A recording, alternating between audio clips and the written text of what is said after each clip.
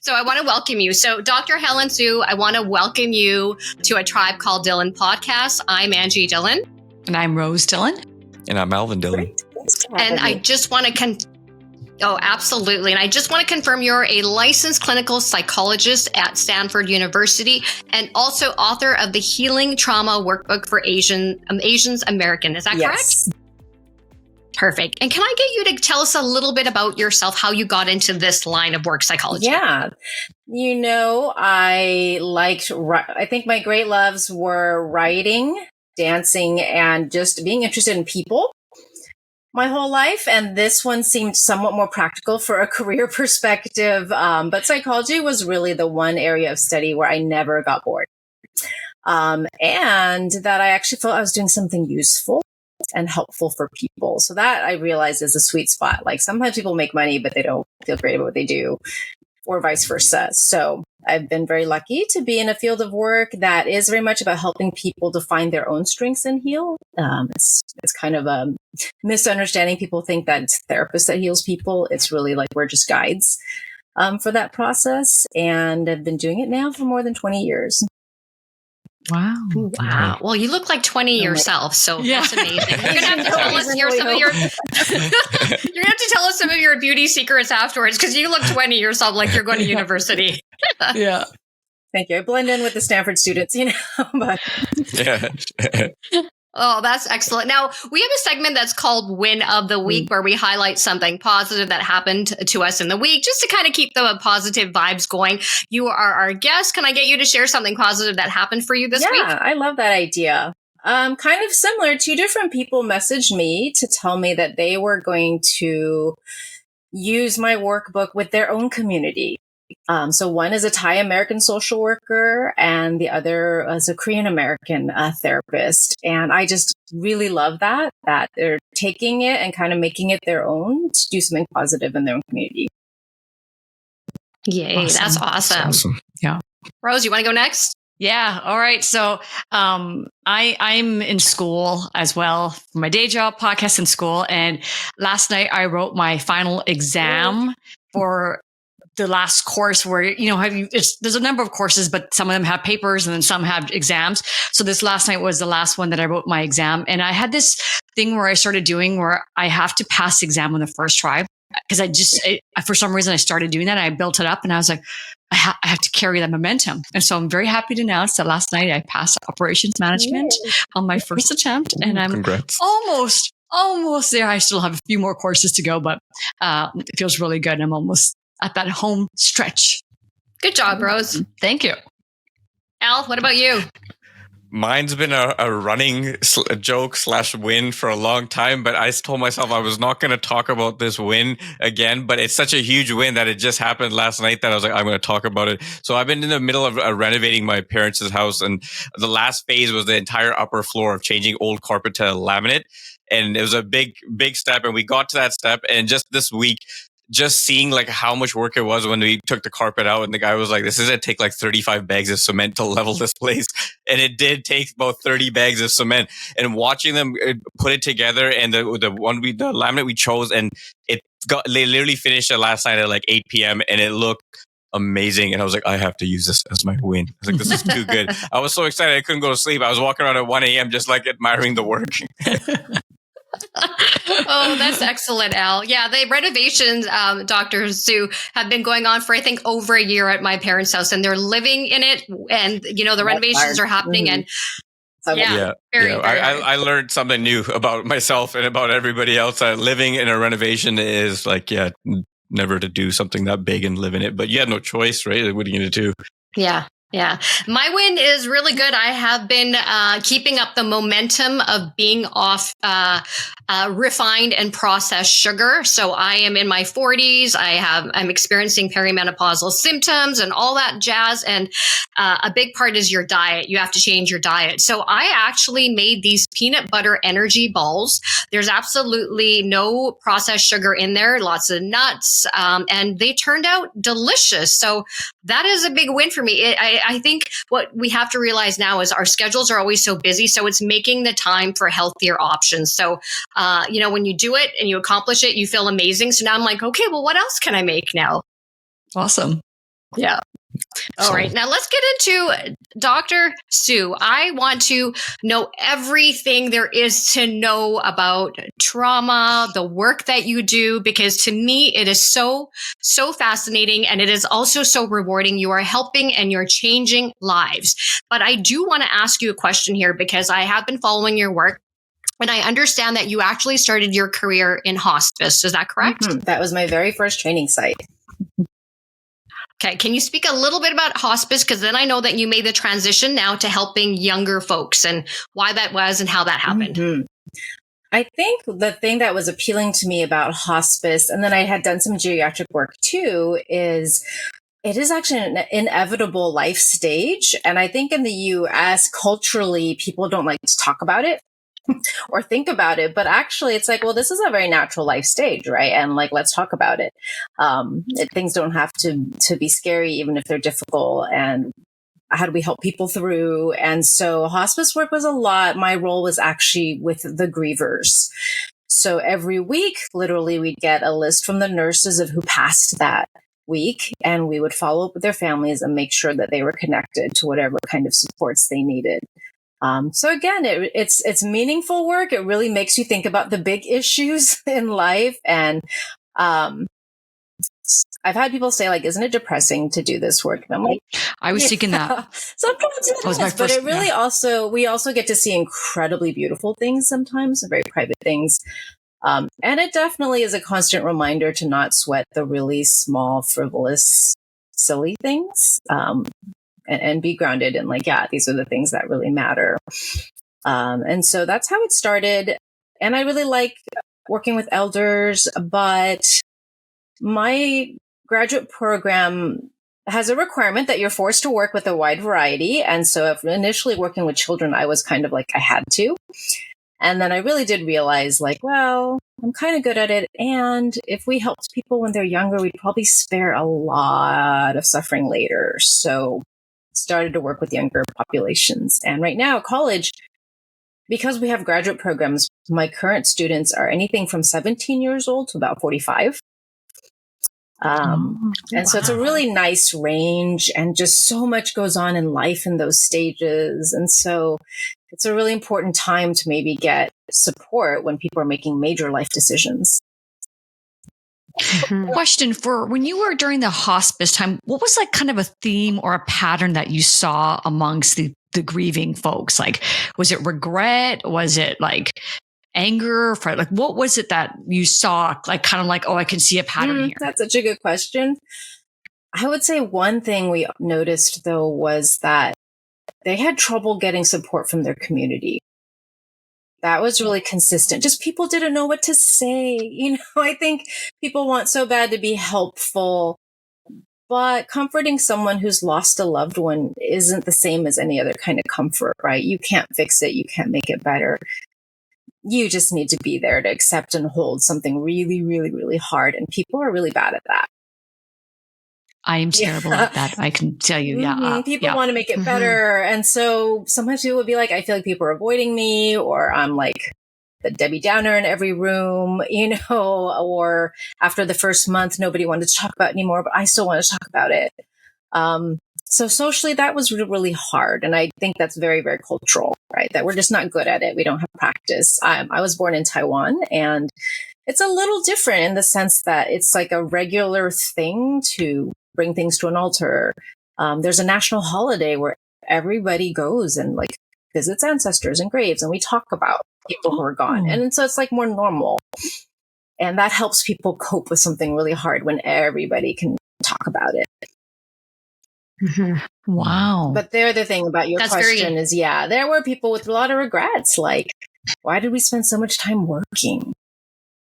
You know, we should have spent more time like together, because making it to, you know, elderly retirement age isn't guaranteed for all of us. So true. true. Yes. Yeah. True. Yeah, that's so true. And you're right about, for us in our culture, being Indians, we don't talk about grief. We don't talk about death. We're only now speaking to our parents about, do you have a will? What would you like us to do if you pass away? Cremate, bury, do you want a celebration of life? But these are also really difficult conversations. And you're right. We don't know how to do that dance. And I don't know what to say or what to say. And it gets you. And I know that we really started to understand grief and trauma when we had a series of losses in our family that Alvin was maybe Al, you can speak a little bit about this. And we had to help our brother with the grieving process. And then we didn't even till now, we don't even know how to navigate it. But Al, would you like to share a little bit about? Yeah, it was a interesting time because up till that point, I would say, I've had other things happen in my life, but I would say I haven't experienced extremely difficult, hard times or something traumatic to deal with on my plate. And just at the beginning of the pandemic, not seeing it, nothing was foreseen. It's just literally the pandemic happened, and it was February, mid-Feb, and I get a call and first from my cousin, and he said, "Hey, Uncle's not waking up." And my uncle was actually my second father figure. He used to live right across the street, and growing up, my parents worked a lot. They were working 6 days a week. So I spent my time basically with my uncle and my cousin. So it was that was my dad and my cousin, my little brother. And when that happened, within that same day and up till that point, I would say I've never had a drinking problem. I am the type of person where, I like to party on the weekend, but I would probably just party so hard, I'll take a break for a few weeks, but I didn't like to drink during the week. And the moment that happened, I could not process it, especially seeing him lying there. So I started drinking, and it was enough. Okay, after work, at the end of the day, and then next day we had no work because it was literally the pandemic had just started, and we were all being sent home. And so we're okay, we got time, and it was a lot of thinking. So the drinking would started every day, and then I still couldn't process it. I was just I was in disbelief. Yeah. And then 3 months later, my grandma passed away. Wow. Which that was that was probably good for her because she was old age and she was having a lot of issues, and it was better for her. And then 3 months later, my dog passed away. And then I was okay, this still can't process this. So now the alcohol is kind of turning up a little bit more now to numb more of what's going on. And I'm still trying to function at this point. But 3 months later, this was I think the nail on the coffin that my best friend passed away. Wow. And just couldn't process it. I feel I'm still trying to process things. I've just helped get some layers off, but I just continued drinking after that. And I finally reached a point where it was I could literally not input any more booze, and I had to just go down a path of some psychedelics and try to start dealing with it. But it was still I'm still trying to understand it, and because you go default to oh, we should go hang out, or I should go call them, and then it's and I've never experienced that where that many people that close to me that are just gone.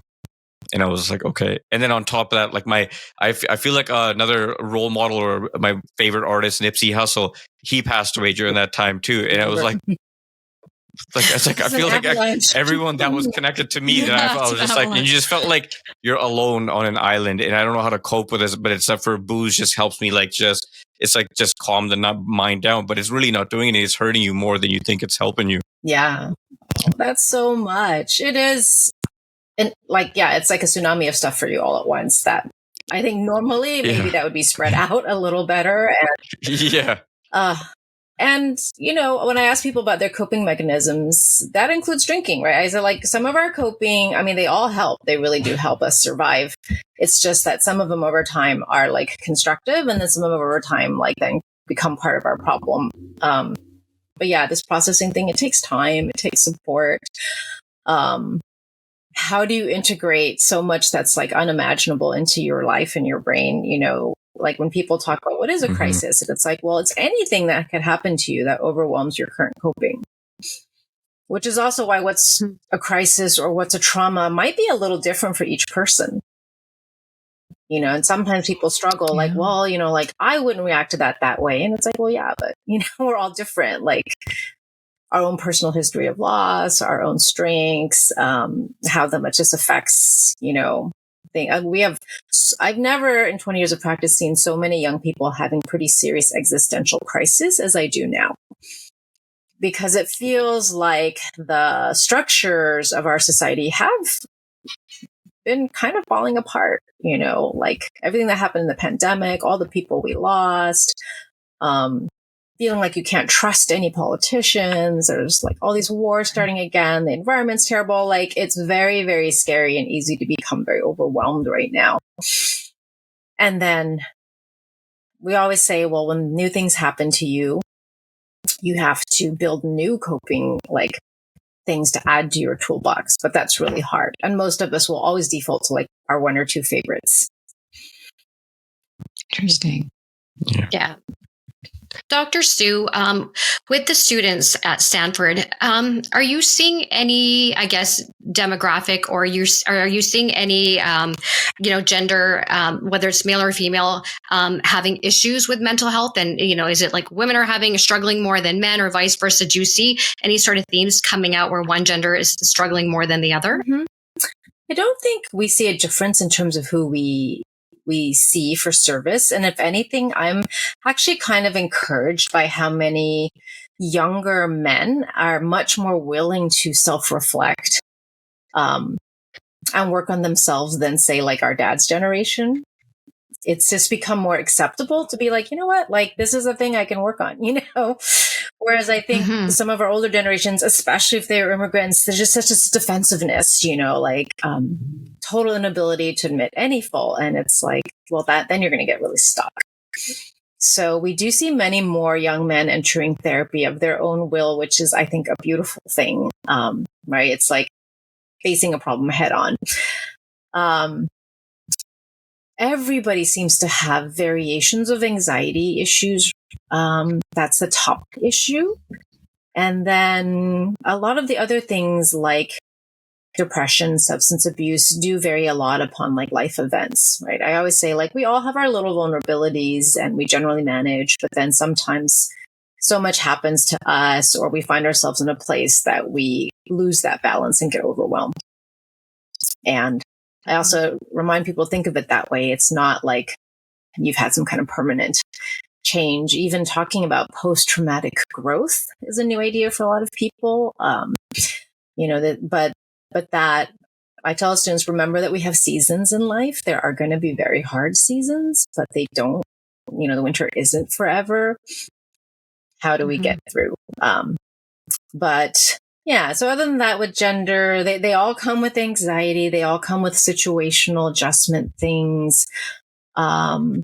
There is, of course, some more concern about eating disorders and body dysmorphic disorders with women, but actually we're seeing that rise in men, which is unfortunate. And then we're actually seeing rates of substance use rise with women more than they used to. So I think maybe the genders here are becoming more equal as our roles in society are. We're also starting to express ourselves in similar ways.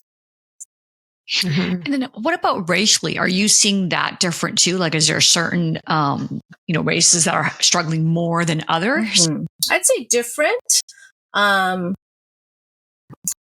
You don't see a ton of huge difference, like say in the diagnosis of mood disorders or whatever, but there's a whole field of study that, for example, some multiply marginalized communities will have extra level of like race-based stress. And so we look at that and that a lot of things we used to say were risk factors. Like we used to be taught like, well, Black and brown communities just have more risks for these things. But I think in a public health model, we understand better, like it's not like being Black or brown caused the risk. It was being in a dangerous neighborhood or not getting good health care or not having good school or being subjected to racism. Like these things create stress that wears you down and increases all your stress cortisols. And that has an impact. But one factor we look at with race too is who gets to care. And one thing that I'm really worried about for Asian Americans is that the research hasn't changed much since like the late 70s, early 80s, when Dr. Stan Su looked at data that showed that Asian Americans came to mental health care when it was already a huge crisis or emergency. So basically we came later than every other racial group, but that meant we just held it and tried to like stuff it and suffered, and we got way more severe before we got care. And we are still the group that gets care the latest. So that's why I think talking about, our that life is full of suffering and that we are just as prone as any other group, but we are not getting the care like every other group. And that's definitely a problem.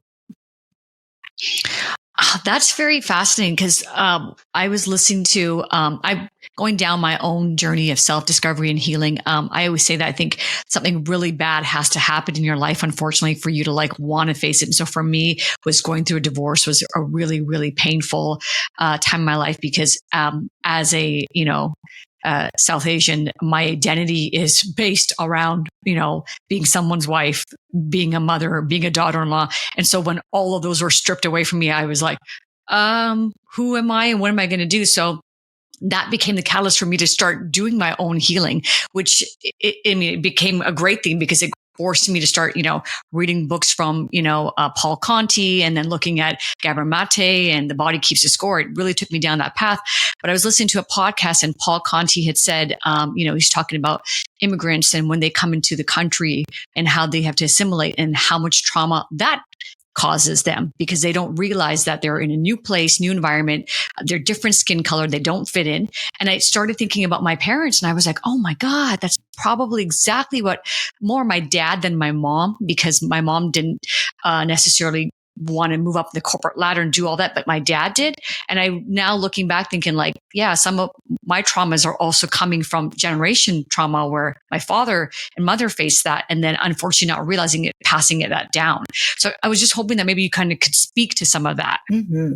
That's what a lot of people have found it hard to wrap our heads around, realizing what is intergenerational trauma.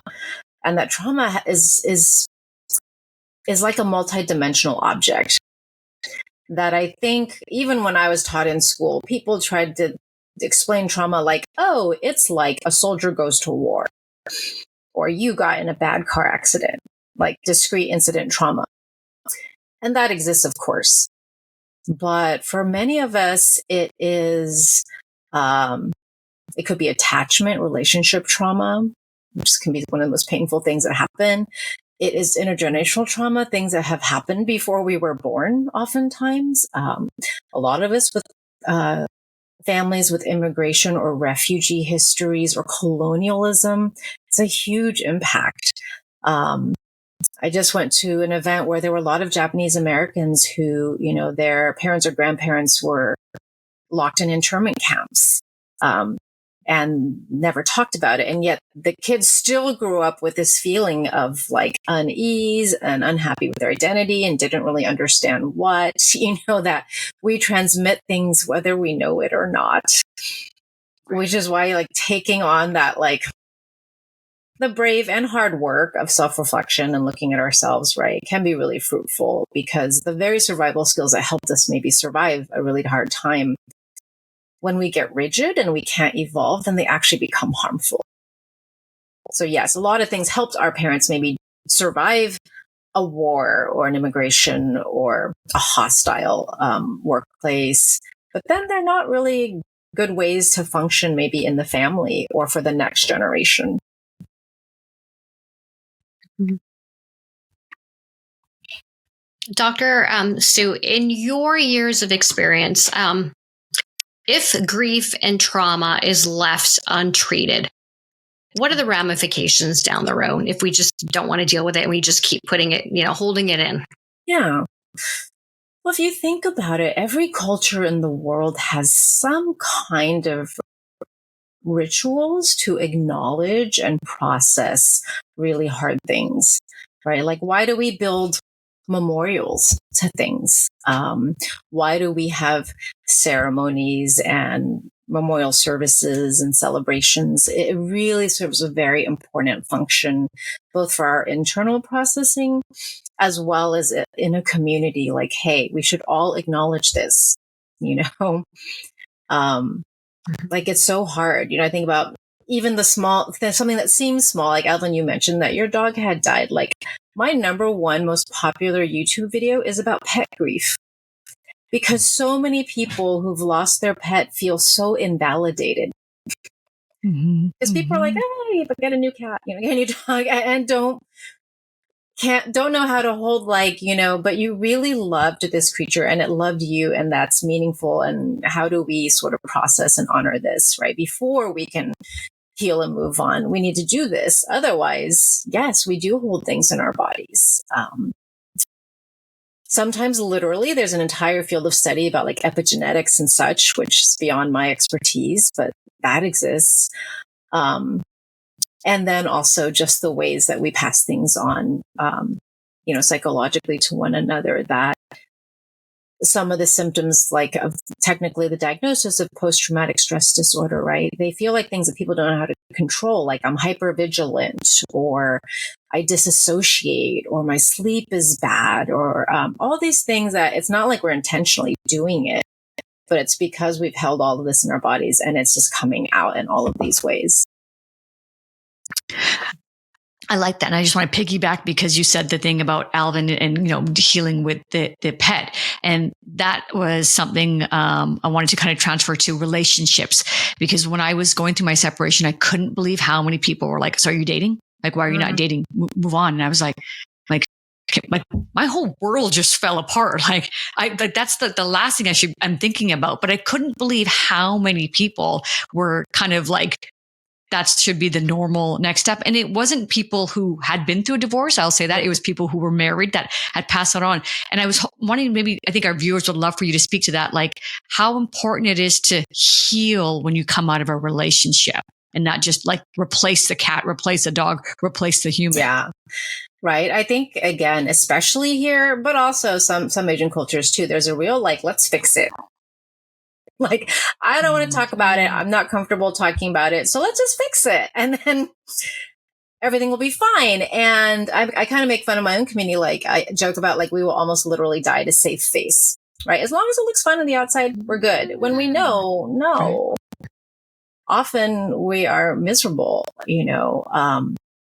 and we need to do more profound time to grieve or heal if we're going to do it thoroughly. And we don't always know how to handle that. Right. That it could be completely logical that maybe I really don't want to be in this relationship and it's not good for me.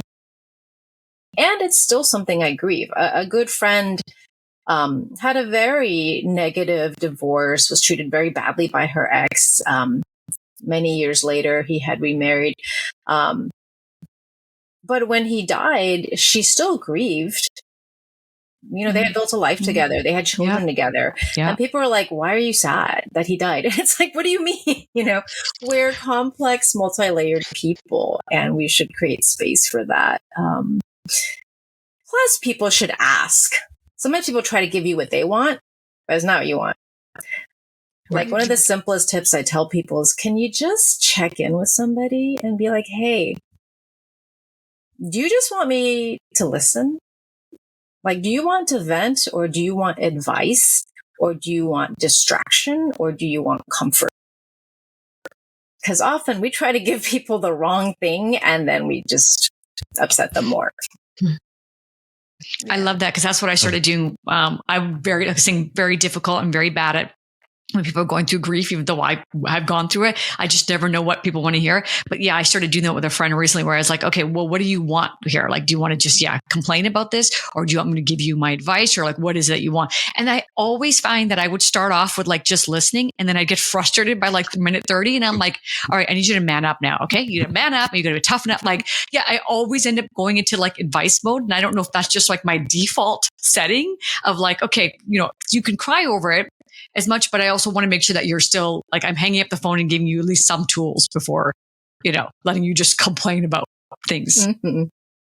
It's a difficult thing. And, it's a team thing, right? Like, I often tell people, like, yes, you need your family, you need your friends, you need your alone time, and you might want a professional that is 100% confidential, right? And 100% unbiased in a way that none of your friends and family can be. And you can use all these things. And if it helps you, then even spiritual guidance, like, I love that there was a person I saw for anxiety. And so we were working on the coping skills for anxiety. We were talking about options if they were interested in looking at psychiatry or not. But they had the insight to say, I understand the symptoms of anxiety, and I appreciate that we can learn skills for that. But I do think there's something even bigger underneath it, which is a serious sort of meaning of life, purpose question. And I said, that's awesome. Do you want to talk to one of the deans in our Office of Religious and Spiritual Life? And they said, you know what? I think I would like that. And they found it very helpful, to explore all those dimensions of mind, body, spirit that make you a whole person. Well, thank you, Dr. Sue. Thank you so much for your time. So much for your time. Yeah, and we will connect with you soon. Thank you very much. Take good care. All right. Take care. Take care. Bye. Bye.